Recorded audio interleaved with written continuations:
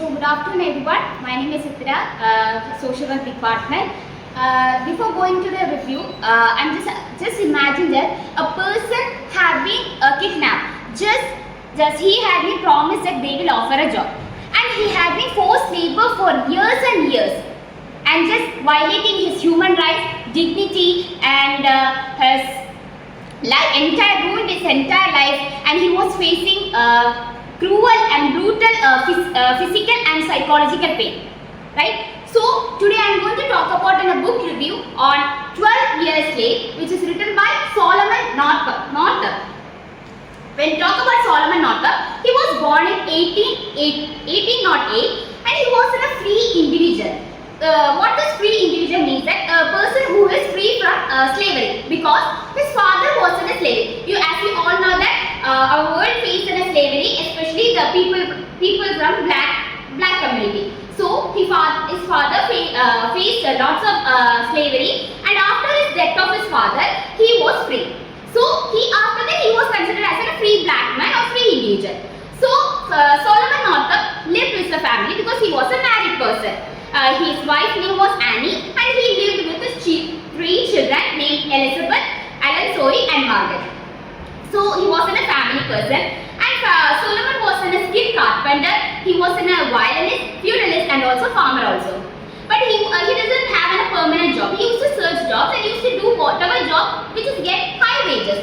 So his wife was working as a cook in from New York, like in a hotel. On March 21, 1841, because that day everything changed in his life. Solomon was traveling from New York to Washington in search of a job. That time he met two persons named Abraham Hamilton and also Merrill Brown. These two persons were who runs a circus. So they had a conversation, they met up, and they said that we will offer you a job. And without thinking about the second chance, he said that okay, because they offered that they will pay high wages to him, and also they said that they will provide him the free paper, because the free paper is something costly which is given to this black community like a source of their identity. So he said that okay, they will come because they need a feudalist in their circus. So because he was a specialist in feudalist. So he said that okay, I will come. Then they said that during this journey from New York to Washington, we will stop in some places, and that time we can perform, and that wages they will give to the Solomon. So he thought that like every person who get wages, he said that, okay, fine, he will be come with them. And during this journey, they just stop in one places, but they didn't get the expected wages or outcomes from these areas. And from this journey, they just while traveling, they just stopped into a hotel and just get into some bar for having some drinks. Solomon just drank some little bit, but this made him so illness. He started to unconscious. His body started to weaken. Then he was hospitalized. When he woke up after 2 weeks, he was in a hospital for 2 weeks. He was in prison. He was in jail. And that time he was just he was just shocked. As we all know, if we just woke up and we are in a dark room and which handcuffed and we are in prison. So that time he was shocked what to do, and he shouted that what's going here, and just he realized that he had been kidnapped. And that time a slave trade, the mafia slave trade came, and he said that he just changed his name to Solomon to Platt. Platt is the name which is given to the slave, and he was sold into south to in a slave market, and he was bought by sold to an English person named William Ford. William, like they consider these slaves as a property. They used to do brutal and cruel harassment to the slaves. So he was sold to William Ford, an Englishman. But this William Ford was a good person. He just considered his slaves as a children. But even though Solomon had given some responsibility which is, by this William Ford, he didn't have any freedom or not anything to do. That time under this William Ford, there was a carpenter named Tibbs. He was a carpenter who was working with in William Ford's farm. He didn't like this Solomon. So every time they met, they used to get into clash.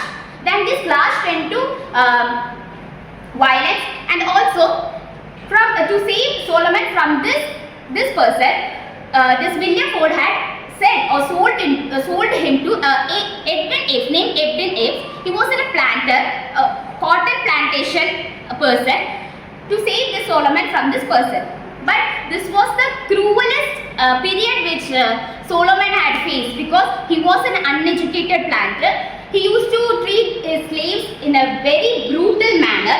He used to whip the slaves, and he was because he was a skilled carpenter. He made him as a head of the slaves, and he said that whoever doesn't work, you need to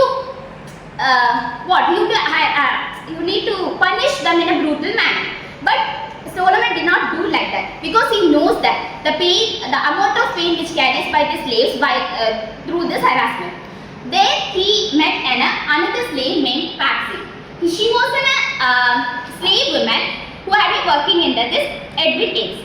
But even though she works hard also, this Apes used to harass him, punish him very brutal, and even though he used to rape. His wife, Edwin Apes' wife, Mrs. Apes, doesn't like her, because her husband used to do this type of things with them. So one day Apes said that to Solomon to whip this Patsy for doing some mischief things, also doing some wrong thing.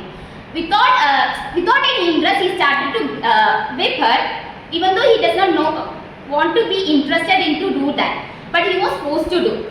But during his lifetime, even though this type of things was happening in there also, Solomon had a hope that one day he will be released, or one day he will be get out from this place. He tried a lot by writing his letters to his friends in New York and to his lawyer also. But many times he failed. And one time he had seeking a help from an English poor man who had been working under this Apes. But he betrayed him. He just said to him that Apes that regarding this he tried to escape. But Solomon just said something which is convinced to Apes, and he just said that okay. But he had a hope that he will someday he will be out from this. And the concluding part of this story said that Luke said that he had met a boss named Carpenter who was working under this Apes, and he was a person against anti-slavery. So he said that I will try my best to get out from here. So Solomon started to write letter to his friends and his lawyer, and from there he just post that boss just post the letter into their friends and lawyer. And after some months, during April, his friends and along with his lawyer came to his Apes farm place, and he with the police officer of Central Louisiana, and they just released this Solomon from here. So after 12 years, he had been released from this forced labor and slavery, and he had reunited with his family. This is the ending of this book. So this book concludes that it's not about only a man's survival of this unimaginable justice, but also an historical testimony against the slavery.